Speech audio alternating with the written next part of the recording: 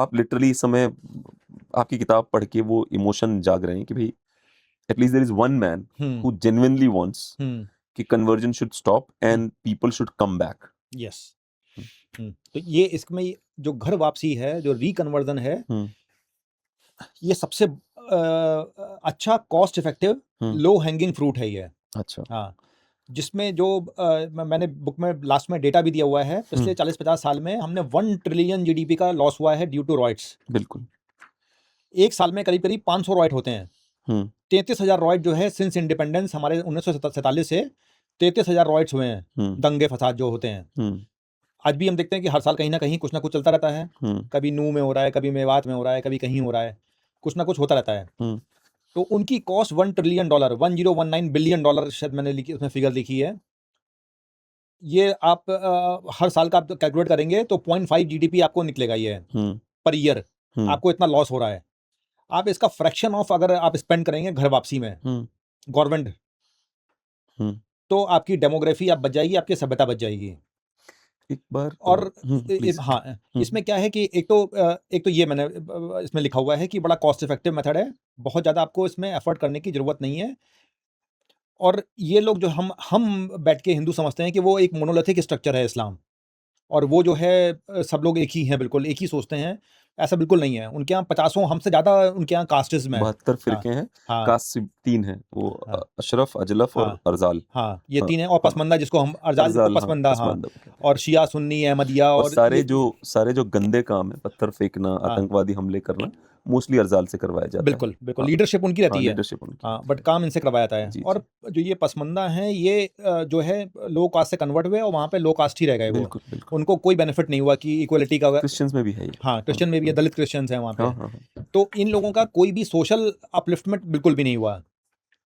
तो इन लोगों को कन्वर्ट करना, इन लोगों को रिकन्वर्ट करना, घर वापसी करवाना बहुत आसान है। और हमारी संस्थाएं ऐसी हैं बहुत सारी जो कन्वर्ट कर रही हैं, स्पेशली वेस्टर्न यूपी में, आगरा, मथुरा और अलीगढ़ और हाथरस, इस रीजन में।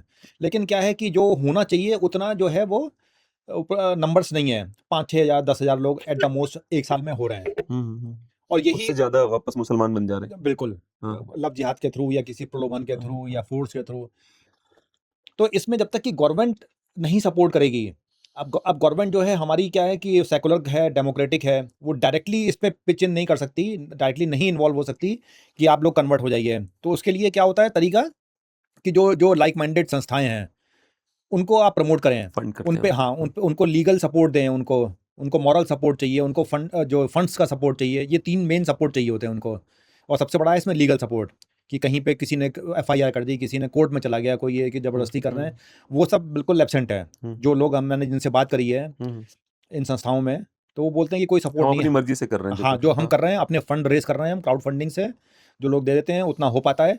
और वो लोग ये भी बोलते हैं अगर हमारे पास ज़्यादा फंड्स होंगे तो ज़्यादा जो है हम इनको कन्वर्ट कर सकते हैं। टॉक्स वाले आए थे राहुल जी, हाँ, वो सबसे बड़े इसमें बहुत ज़्यादा काम कर रहे हैं इसमें, पर वो बहुत डिसअपॉइंटेड थे हाँ, सरकार से। उन्होंने इसमें फॉरवर्ड भी लिखा हुआ है, राहुल दीवान ने। हाँ, पर वो बहुत डिसअपॉइंटेड है। बिल्कुल बिल्कुल।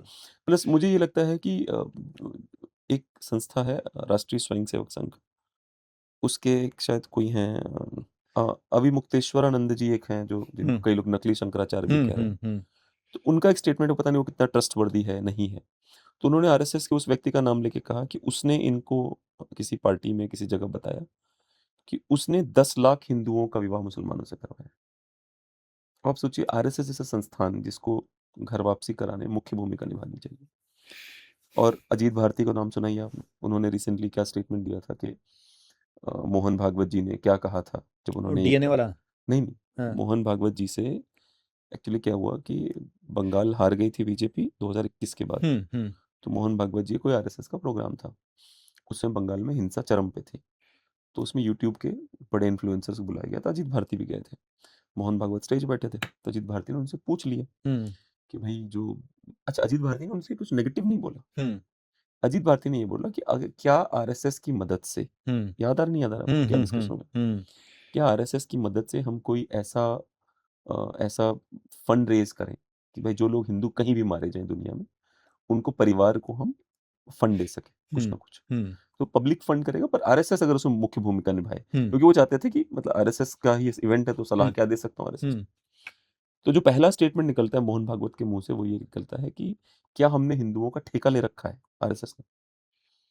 अच्छा, अब अजीत भारती ने ट्वीट किया, इस पे कई वीडियो बनाए उन्होंने आके और सबसे लड़े भी वो। तो अगर अजीत भारती गलत है, हाइपोथेटिकली झूठ बोल रहे हैं, तो आरएसएस को तो उनके ऊपर मानहानि डाल देनी चाहिए। मोहन भागवत जी को मेरा नाम लेके झूठ बोल रहे हैं, ऐसा कुछ हुआ नहीं, है ना। तब मुझे नहीं पता अजीत भारती जी कितना सच बोल रहे हैं, पर आरएसएस का रिएक्शन देख के तो लग रहा है कि अजीत भारती क्या पता सच्ची बोल रहे हैं। बिल्कुल। तो आप किससे उम्मीद करते हैं घर वापसी कराएंगे? ये लोग जो सत्ता को एंजॉय नहीं, करने में मैं सब भूले उम्मीद नहीं बैठे करता हैं। हूँ, मैं तो एक आह्वान कर रहा हूँ कि ये करना चाहिए। अच्छा, हाँ, मेरा ये है कि आप जो है आप इसको ये 3 सपोर्ट दीजिए, लीगल, फंड्स और मॉरल सपोर्ट। तो इससे जो है वो डेमोग्राफी आपकी बची रहेगी और पर डेमोग्राफी बचाना ही मेरी सरकार ही इसके थ्रेट पे बन रही है। मैं हैं? इसको खत्म कर दूंगा। नहीं तो वो मैं लोग सरकार ऐसा नहीं कैसे है, वो लोग बनाऊंगा? 25 करोड़ है ना, हम हाँ। 25 करोड़ को तो एक दिन में तो कर नहीं पाएंगे, एक दिन में या एक साल में, हमें तो टाइम लगेगा। तो उसको तो कुछ तो करना चाहिए, उनको स्टार्ट तो एटलीस्ट करें वो। कहीं पता चला आपको थोड़ा बहुत हो रहा है, सरकार सोच रही है इस मामले में? नहीं, बिल्कुल नहीं सोच रही है। मुझे अभी तक किसी ने नहीं बताया कि सरकार जो है एक्टिवली इस चीज़ में इन्वॉल्व है। अच्छा, हाँ, जीरो इंटरेस्ट है। जीरो इंटरेस्ट है। और ये जो है ये 1920 से चल रहा है। 1920 में एक बहुत बड़े महात्मा आए थे जिनको मैं स्वामी श्रद्धानंद, विवेकानंद के इक्विवेलेंट में मानता हूँ उनको। जो उन्होंने किया वो भी जो है वो अलग, बिल्कुल उनके अंदर ताकत थी। तो स्वामी श्रद्धानंद ने 1 साल में 40,000 लोगों को कन्वर्ट कर दिया आगरा में, जिनको मलखाना राजपूत बोलते हैं। जी। मलखाना राजपूत। तो उनको फिर बाद में एक अब्दुल ने मार दिया था उसको, बिल्कुल। उनको घर में उनके आश्रम में घुस के उनकी गर्दन काटी थी और मोहनदास गांधी ने कहा था कि बहुत अच्छा किया, जिहाद बिल्कुल किया उसने। हाँ, तो गांधी जी ये थे ये, और वो उसको व्हाइट वॉश करने में लग जाते थे कि गलती किसकी है ये। तो इसमें एक चैप्टर मैंने ये भी लिखा है कि कांग्रेस की क्या रिएक्शन रही है 1920 से। तो कांग्रेस की रिएक्शन हमेशा ऐसी रही है कि ठीक है, इंडिविजुअल आप कन्वर्ट करते रहो 1-2 लोगों को, लेकिन जहां पे आप मास स्केल में आप जाओगे घर वापसी में, वहां पे हम आपको करने नहीं देंगे। तो ये चीज जो है ये कंटिन्यूटी रही है और आज की सरकार में भी ये चल रहा है ये। अच्छा। कि कोई इसमें जो है एक्टिव जो है पार्टिसिपेशन, एक्टिव प्रमोशन इस चीज का नहीं है।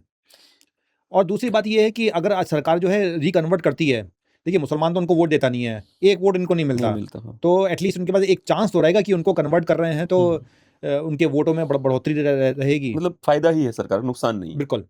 और यति नरसिंहानंद जी हैं, हाँ, मैं जानता हूँ। हाँ, मैं गया भी हूँ उनके आश्रम में। तो उन्होंने कहा था कि उन्होंने बहुत मेहनत करके मुसलमानों के एक बहुत बड़े आदमी को कन्वर्ट किया। उनको जितेंद्र त्यागी वसीम, हाँ, वसीम रिजवी को। उस पे भी एक चैप्टर है। अच्छा है? हाँ, अच्छा, लास्ट में। हाँ, तो उन्होंने उनको बना दिया जितेंद्र त्यागी। पर क्या किया सरकार ने उसको? हाँ, जेल में डाल दिया। मतलब वो वसीम रिजवी जिसके पास शायद लाखों में उसका धंधा चलता था, मुसलमानों ने उसको छोड़ दिया, उसके धंधे रिसोर्सेज खत्म हो गए खाने पीने के, और सरकार ने उसको जेल तक में डाल दिया। ये है हमारी सरकार, इससे उम्मीद और करते जब तक वसीम थे तब तक छू नहीं पाई। हाँ, औकात नहीं हुई उनके पास पहुंचने। जैसे ही वो जितेंद्र बने और वैसे ही जो है हिंदू होने का उन्होंने तुरंत हक अदा कर दिया। हाँ, तो इससे सिग्नल क्या गया कि भाई घर वापसी जो है वो डेंजरस है। यही सरकार तुम्हें रगड़ेगी। हाँ। अच्छा, क्या सोच होगी सरकार की? कौन लोग ऐसा काम करवाते हैं? जितेंद्र त्यागी को जेल भेजने का क्या लॉजिक रहा होगा? कौन लोग भेज रहे हैं जेल? नहीं पता। मुझे किसी भी लॉजिक से जो है वो मैं कभी नहीं समझ पाऊंगा, नहीं बोल सकता कि योगी जी को नहीं पता था उनको। 6 महीने जेल रहे हैं भाई। हाँ। एक होता है कल गए परसों निकल आए, हाँ, तो नहीं पता चला किस अधिकारी ने कर, सबको पता चला, सबको पता है क्या हुआ, सबको पता है उसके बाद भी। दूसरा, चलो ये तो ये हो गए जो ये आपकी शायद उसमें पॉडकास्ट में आई भी हैं, सलीम वास्तिक जो है आए थे ना आपके उसमें, मैंने देखा था वो, उनको भी तो जेल में डाल दिया। नहीं, वो तो छूट गए। नहीं, अभी तो छूट गए अभी, लेकिन उनको भी तो जेल में डाला ना। आपका जो एक्स मुस्लिम है वो आपके सबसे बड़े एसेट हैं वो। बिल्कुल। जो उनका जो गढ़ को, उनके किले को नेस्तनाबूद करने के लिए इनसे बड़ा एसेट कोई हो ही नहीं सकता। उनको आप प्रमोट नहीं कर रहे हो ना, उनको सिक्योरिटी दे रहे हो उनको, तो क्या बात का है? अरे गरे सलमान खान को आप सिक्योरिटी दे रहे हैं आप। गले लगाओ और बोलो कि ये जो है ये अब्दुल मेरा भाई है। हिंदू मुस्लिम भाई है। तो बड़ा मुझे वो होता है। चलिए हम किताब पे वापस आते हैं। मुकुंद देव जो है वो कैसे बहादुर थे आपकी नजरों में? कैसे? हाँ, बहादुर लीडर थे और एक अच्छे राजा थे, विजनरी लीडर थे। अच्छा। हाँ, तो इन्होंने जब वो गुलनाज से मिले वो, तो नहीं, अभी वापस चलते हैं, अभी शुरुआत चलते हैं, हमले पे जाने जाते हैं। गुलनाज पे अभी नहीं जाएंगे। Gulnaz is an awesome character of this book. Gulnaz आपको पढ़ने में बहुत मजा आएगा, ब्यूटीफुल कैरेक्टर है इसका। पहले चर्चा करते हैं जो राजीव लोचन रॉय का जो थॉट था कि let's not bring the war to our आंगन, वापस ले चलते हैं उनके यहाँ। बिल्कुल। हाँ, तो फिर उस पर चर्चा करते हैं। क्यों? मुझे लगता है बहुत रेयरली लोग हैं। एक तो छत्रपति शिवाजी महाराज की मैं आपसे चर्चा कर रहा था, वो थे जो युद्ध को उनके घर ले जाते थे कि भाई तेरे घर पे युद्ध होगा, है ना। या फिर मैंने इनको देखा, राजीव लोचन रॉय जो किले में बंद नहीं रहना चाहता, जिसने अपने राजा तक को बोला कि किस बात का वेट कर रहे हैं, चलो हमला करते हैं। बिल्कुल। तो एक तो ये जो हम हिंदू लोग हैं वो वॉर नहीं चाहते हैं। वॉर जो है वो लास्ट हमारी प्रायोरिटी रहती है। हम एज ए सोसाइटी जो वॉर की जब तक की बात होती है तो वो रिस्क अवर्स सोसाइटी है। जब तक कि हमें फोर्स ना किया जाए हम अटैक नहीं करेंगे, नंबर 1, और तब लास्ट उस पे रिसॉर्ट पे ही हम अपने आप को डिफेंड करेंगे। तो एक ये रहा है, ये पूरे टाइम से वो अभी भी चल रहा है। ऐसा नहीं है कि है, do you think it's negative? बिल्कुल नेगेटिव है ये। Why do you think so? आप वॉर को अगर उनके आपको पता है कि आपका दुश्मन जो है कभी भी आप पे अटैक कर सकता है, वो मजबूत है, उसकी ये प्रकृति है कि वो आपको अटैक करके आपको मारेगा, वो आपकी संपत्ति लूटेगा, तो आप क्यों नहीं उसके घर में घुस के उसको मारोगे? क्यों नहीं? ये हम हमेशा करते हुए आए हैं। आज तक हमने एक युद्ध में जो है हमने जो है किसी को अटैक नहीं किया। ये पाकिस्तान को, या उससे पहले अफगानिस्तान में अगर हम मिडिवल पीरियड की बात करें तो हम मार सकते थे हम। नहीं, शायद बप्पा रावल गए थे एक बार। हाँ, वो बहुत पहले की बात हो गई। मैं अभी की बात कर रहा हूँ, पिछले 1000 साल की। वो तो बप्पा रावल थे, और कश्मीर के भी जो थे, क्या नाम जिन्होंने था मार्तंड टेम्पल में था, हाँ, ललितादित्य मुक्तपीड़, हाँ, तो उन्होंने भी वो किया था। लेकिन जो आज की बात हम अगर करें तो हमने ये कभी हमारे खून में नहीं रहा कि हम अटैक करके, हम रहते हैं कि शांति से रहो, और हम भी जिए, तुम भी जियो, और जीनो दो वाली जो है हमारी सिचुएशन रहती है। आपको ह्यूमन टेंडेंसी है जियो और जीने दो? नहीं, उनकी तो नहीं है। अच्छा, कहाँ है उनकी? ट्रम्प की है? ट्रम्प की नहीं है। अच्छा। ट्रम्प तो बार बार अटैक कर देता है, जरा सी कुछ बात होती है हम तुमको मार देंगे, हम ये कर देंगे। यही इस्लाम में भी यही है, कोई अंतर नहीं है दोनों में। और हम में जो है बहुत बड़ा अंतर है। अभी आज बलूचिस्तान और पीओके, अगर चाहे सरकार हमारी तो नहीं इनको अलग कर सकती है। 1 महीने का काम है उनका कि वो अलग कर दे, बिना डायरेक्ट इंटरफेरेंस के, बिना डायरेक्ट इन्वेजन के।